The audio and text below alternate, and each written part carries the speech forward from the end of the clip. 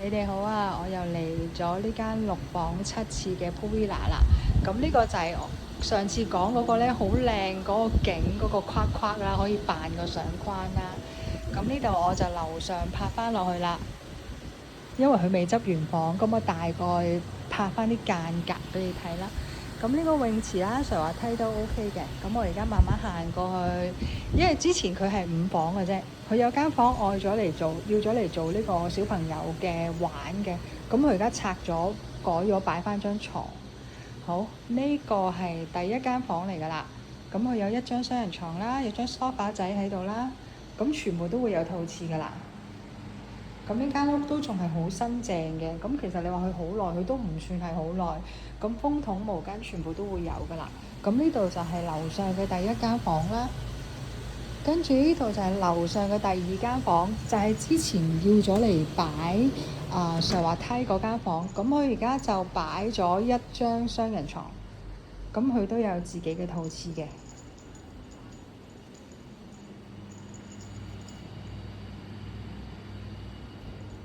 好啦，咁我而家去埋樓上嘅第3間房。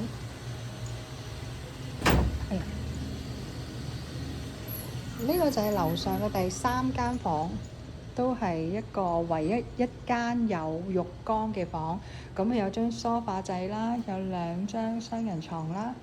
你睇下佢個窗真係好大，好闊。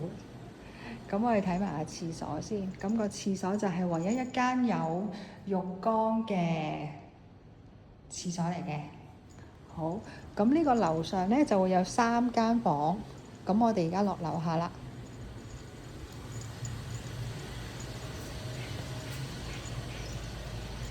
唔係喎，仲有一間啊，唔好意思，原來樓上係有4間房嘅。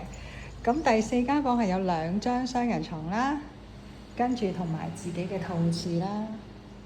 咁風筒都會有㗎啦。你睇下，周邊真係冇咩㗎。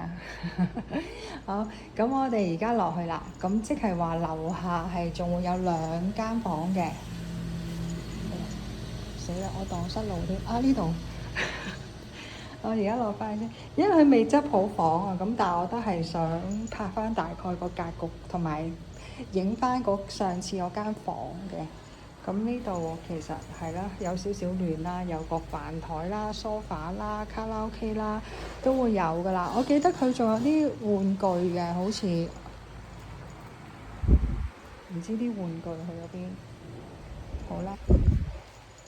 我到時再問問。咁波台喺中間，呢度都有張好似吧台咁嘅嘢啦。咁個廚房就喺樓下，呢個雜物房嚟嘅。廚房喺樓下，咁就係用明火爐嘅，洗衣機都有。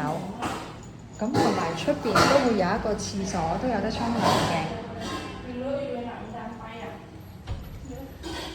好，跟住我哋去睇埋另外嗰2間房。嗱，呢個係泳池啦。個泳池都 OK，唔算細嗰啲。咁呢個係啦，都係一張雙人床，自己嘅套廁。樓下嘅第一間啦，同埋樓下嘅第2間房就喺隔離。咁佢就會係2張單人床嘅，同埋有自己嘅套廁。好啦，咁我哋唔好打攪佢執房啦。我哋仲有呢度出邊都有個位咧，係可以坐喺度，譬如燒嘢食啊。佢有個燒烤爐。燒烤爐應該喺邊度呢？燒烤爐喺度，咁可以喺度燒嘢食，喺度食啦。好啦，咁我哋下次再見啦。呢間係6房7次嘅 pool villa。拜拜。